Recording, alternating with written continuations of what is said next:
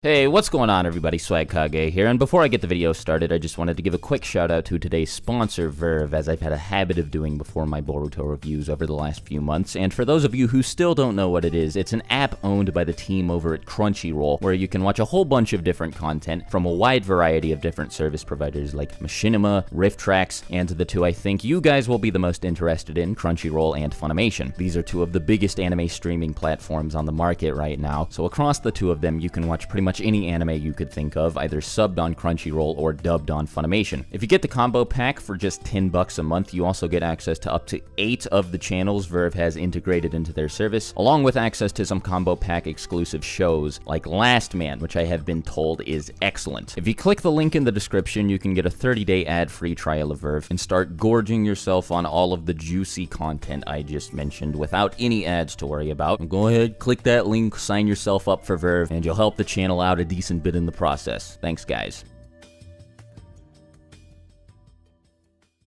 Yo, what's going on everybody, Swagkage here, and welcome to today's video where I'm going to be talking about Boruto episode 26, which I did not like nearly as much as episode 25. I mean, like, it was a fine episode, it was okay, but nothing really happened in it, and there was this one scene that I really didn't like that I thought was a little bit silly, where Iwabe freaked out just because Kagura says sorry to him, but anyway, that's a little bit down the line. I'm not gonna get there yet. Let me just break down the episode and what I thought about it as a whole. So, first of all, not really too much happened in this episode, but it is made very clear that last week's episode was setting up at least a 3-episode arc. I don't really know too much about what's gonna happen next week. One thing I will say is that last week's episode teased Mei being in this one, and she is here, but she doesn't really do anything. She's there for all of like 15 seconds and then she disappears. Side note about Mei, this is another example of Kishimoto deciding to take a character that a whole lot of people had crushes on and make her absolutely nuts to the wall ugly. She's like really old and grandma-ish. She has saggy boobs. The artists even like you can tell they took time to draw her boobs in a way that made them look saggy. And I mean, like, that's expected, you know what I mean? Like, it's normal for people to get old, but like, goddamn, it's been what, like 10 years, and she went from looking like she was 20 to looking like she was 50. It baffles me. Another thing I didn't comment about last week is Kagura, who's pretty important.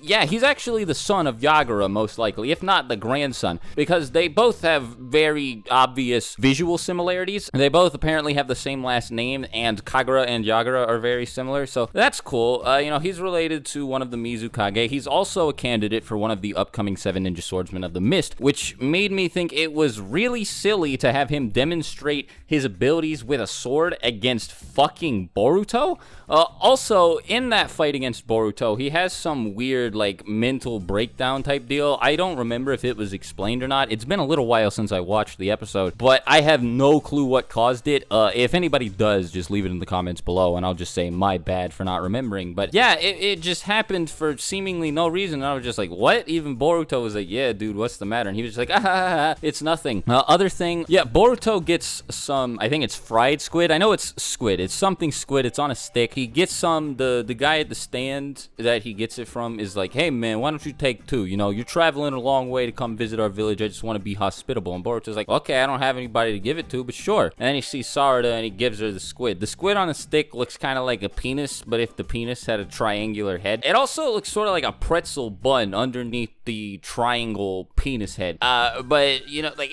I don't really have much to say about it. It would be kind of pedantic if I went into more detail about the squid.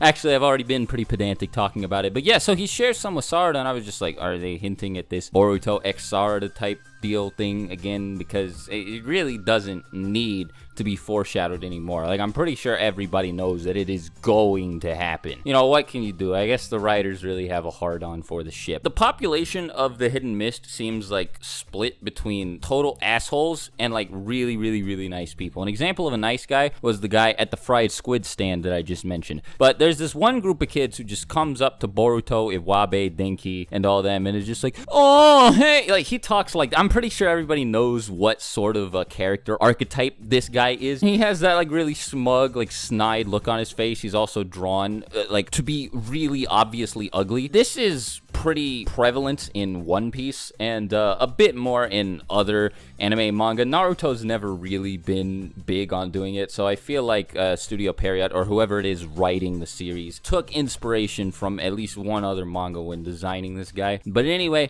so yeah, he's just clearly there to be a dick. They get into a confrontation with Boruto, Iwabe, and all them, I guess, and at the end of the episode, Denki gets taken hostage or something, and then this really cheesy thing happens where like a splash of blood just slams against the hotel room window that Boruto and Iwabe are staying in. Well, they're not staying in the window, I mean the window of the room, but yeah, anyway, it splashes up and then it like forms in the shape of a message. Actually, I don't know if Iwabe was in the room. I know Shikadai was there. I could be getting a lot of stuff wrong this week, my bad. But anyway, so that happens and it's just like, we have your friend, come and get him.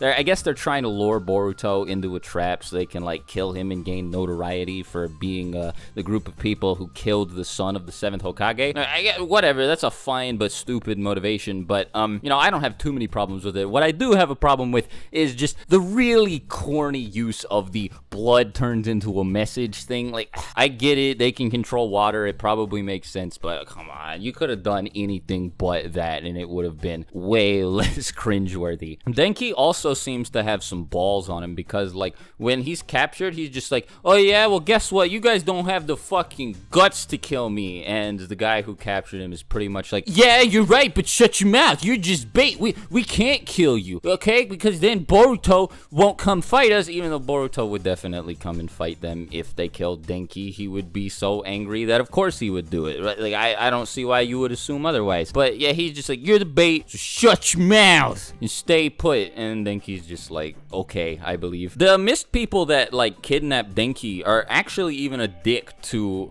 Kagura, and I like, they're just like, oh, you just sniffing the buttholes of the hidden leaf visitors, huh? You obeying your every command, you know, it's, yeah, that type deal. I don't really remember much about Chojuro being on the screen, by the way. Sorry, I know I'm jumping around. I'm just trying to get my thoughts about the episode just all like splooshed out, and I don't remember a whole lot from it. In all honesty, I wasn't really paying that much attention to it while I was watching it, because it was just like, you know, new Boruto episode. Oh well, like I wasn't that invested in it. But anyway, yeah, so the scene with Chojuro, he shows up, and it's really weird seeing him as Mizukage, because like he was just, I mean, yeah, everybody knows why. He was this little beta who had this really big crush on Mei back in Shippuden. You know, like he wasn't really all that intimidating, but he did have that big ass hammer that made him pretty scary to fight against. And now he's like the Mizukage. I don't remember much about the little speech he gave to everybody in the room, but I do remember him saying something along the lines of,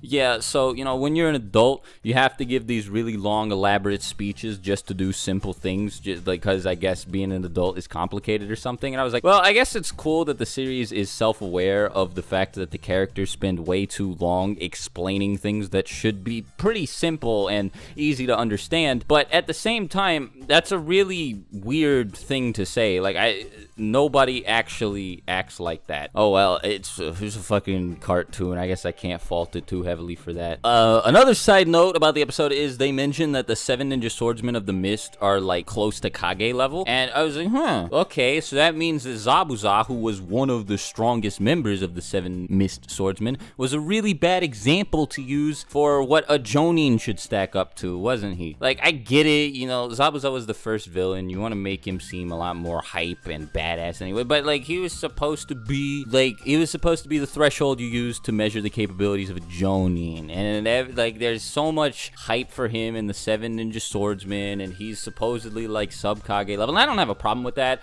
Like, it was just a throwaway line. I just really don't like the fact that the series threw us Kakashi and Zabuza, and they were like, yeah, this is what a Jonin looks like, and then both of them have been implied to be Kage level. I mean, Kakashi became Hokage, and Zabuza, he's like, yeah, he's sub-Kage level. I'm just like, well, okay, well then what's a good example of a Jonin? Because like, Guy's a Jonin, he is on Kakashi's level. Asuma's a Jonin, I don't know if he's on Kakashi's level, but he's definitely like comparable. So like, are all Jonin Kage level? This is a bit of a tangent. This doesn't really have anything to do with the episode. This is just sort of something that bugs me about the series in general. Anyway, yeah, so Zabuza's sub-Kage level. That was the point. I guess that's kind of cool. I think it's a bit weird that somebody like Jinpachi is like Kage level, because no, but hey, whatever. I guess it's canon now. Last thing I really want to mention is that the kids end up in this sweet looking hotel. Like it's a bomb ass hotel, and it's really weird because it looks like a modern hotel, and it's coming right off the heels of Part 1 Naruto, which was set in like a feudal Japan-esque world, and now we're in like a modern world with a whole bunch of crazy shit, like this Embassy Suites Hilton-ass hotel, and it's like, bro, dude, I would love to stay here, but I don't know why the series seems so infatuated with the idea of becoming modern. I don't have a problem with it, I just thought it was worth pointing out. The hotel looks really sweet, and I was just like, whoa, dude, is this like it felt like it was ripped straight out of a Part 1 or Shippuden filler, you know, like it didn't seem like a very Naruto-like location. Anyways, I think that's about all I have to say about the episode. You know, I'd probably give it a pretty solid 3 out of 5. You know, it was good. It was okay. Nothing wrong with it. Nothing spectacular about it. There were some dips in animation quality. Like, the animation wasn't phenomenal. The art was fine, but, you know, there was some, like, really stiff bits of animation, some, like, still frames and stuff, but nothing too bad. The writing was okay. There were just a few dips in quality again here and there. So I guess I'd give it, like, you know, instead of using the 1 to 5 scale, I should probably instead use, like, an A, B, C, D, F, and I'd probably give this one like a C minus. So that would be like the lower threshold of a 3 out of 5. It was good, just not spectacular. I'm looking forward to next week's episode, but it doesn't look that good, you know what I mean? It's just like, the name has friendship in it. It's like a battle in the name of friendship or something really dumb, and I'm just like, can we not get Nakama in Boruto like this early on? Anyway, as always, let me know your thoughts in the comments below, and until my next video, I'll talk to you later. Thanks as always for watching the video all the way to the end, and I hope you have a good rest of your day. Swagkage out. Bye.